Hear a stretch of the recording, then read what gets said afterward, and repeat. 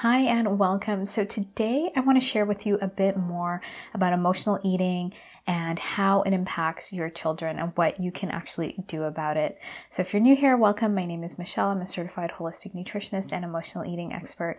And I wanted to share with you a bit more on this topic. I recently got a question from a client. She could sort of see how her emotional eating pattern could be impacting her kids, her grandkids, and she wanted to be able to not have this pattern sort of go out. She could see the starting trends of it, let's say.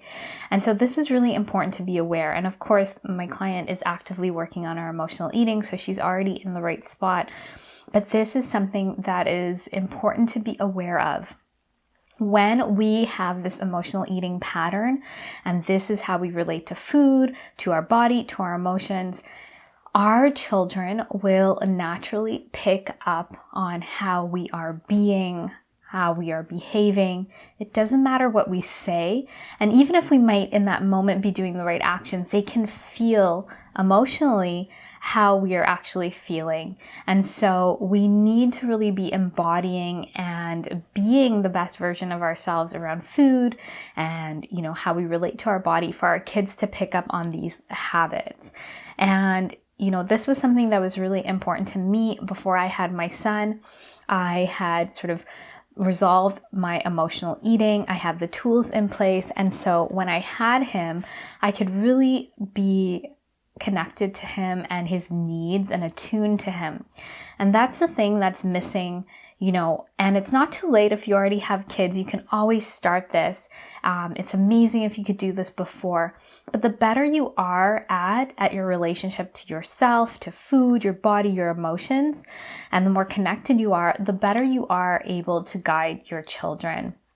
And so this is so important because children, up until the age of 7, and I've talked about this, their brains are very open. It's sort of in this theta brain wave, and they're absorbing a lot of patterns. And of course, their parents are the closest to them. They're absorbing the ways of being, not even by thinking about it consciously or saying, this is good, this isn't good.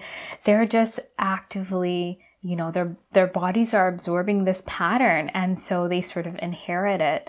And if we're not being different, they're absorbing the way we are. Kids will always follow the way you're being, not what you're saying. And so it's important that we recognize as soon as we have this pattern to do our best to resolve it and to find a way that's actually going to give us that sustainable change and to help us attune to ourselves, because you and your child are not the same. They're going to have different preferences, different hunger levels, fullness, and the more attuned you are to your body, the better you can teach them from this attuned place of how to be in their body versus telling them they have to eat at this time and eat everything on their plate and falling into these sort of old, ways of being or what society says we should do or act. And so I'm going to share with you how this can show up and why it's so important to really sort of shift to this way of being. And so I'm going to walk you through sort of the 3 areas that are a main concern for emotional eaters and why it's important to really attune to these areas, especially with your kids as you move through your emotional eating journey. So the first area, of course, is around food. If you are not aware of your relationship to food and not actively creating a healthier relationship to food and your hunger and your nourishment, you're going to be operating in a certain way. The more attuned you are to your hunger versus your emotional hunger, so your true hunger versus your emotional hunger, the times of the day that you get hungry, the nourishment that you need, and how satisfied you feel with meals and really truly satisfying hunger, the better able you are to share that with your kids. So asking them when they're truly hungry, offering them water if they haven't drank water for a really long time, not giving them treats when they're crying or moody, and sort of really helping them to see and to embody a way of nourishing your body.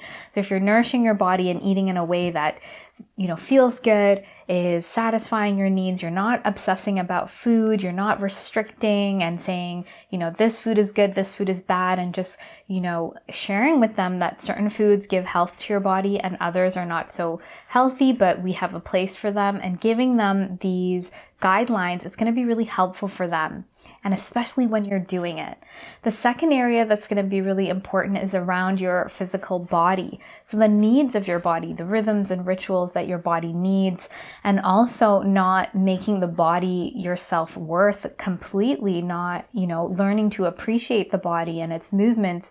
And this is important because when you honor your body's needs, let's say for rest and getting quality sleep, you're showing your kids that your body is important, that you are important. And just by acting and behaving in that way, they are going to absorb that. And you're also going to help them attune to that. And you'll be more aware of them sort of sticking to these things. And you're creating this foundation for them. And so you can see when they're wired and you don't sort of let them, with children, they want to kind of push the limits. Here is where healthy boundaries and limits for your body, and you can translate that for them as well. The third area that's going to be important is around emotion. So I always talk about emotions, emotional trauma being like the true core root of creating this pattern. And of course, we've piled on the other things.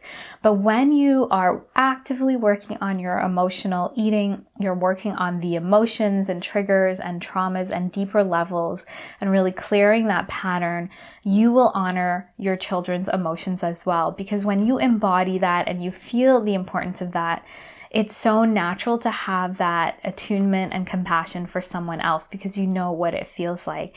And so you can help guide your children and you can guide them when they are emotional to really being with them and creating that space for them, something that you probably weren't given.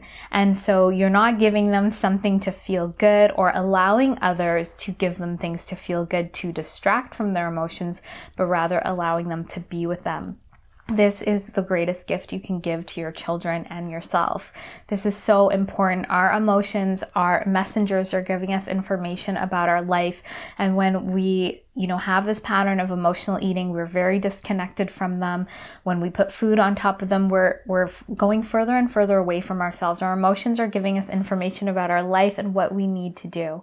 And so this is going to be so helpful. This will eliminate a lot of distress for your kids and yourself as you move forward. So these areas that I've mentioned, they're the first 3 phases of the Emotional Eating Evolution program. These are the areas that are so important for emotional eaters to work through to start connecting back to food, their body, and their emotions, and creating this really sustainable way of being that is health giving, that is healthy, and that is nourishing. And so when you are actively being this, you create this for your children, because out in the world, in society, in schools, there's another set of rules. And so if we don't know how to operate in ourselves, we're going to get taken over by those rules. And this is where we end up in really dysfunctional patterns and relationships with ourselves. There's diet mentality. There's so many body image issues. Kids go to school. They're going to be faced with, maybe eating certain foods. Are going to be faced with if someone says something about their body or their appearance. When you set them up at home to be so solid in themselves and also how to be with their emotions, they're not going to get swayed. They're going to have more resiliency, more confidence. They're going to feel good in themselves. Not all of the time, but you're setting them up. And so you can see your emotional eating pattern, how it's derailed you, around these areas. And as you're building it up and working through it, you do this for your kids. And I'm really quite, open with my son of pointing out the emotional eating pattern and pointing this out to him so he is aware. I think it's important to be as honest with your kids as possible, of course, depending on their age level, but letting them know you're working through something, that you're human, you fail. And I think this is amazing because then they get to know that they get to work through something as well.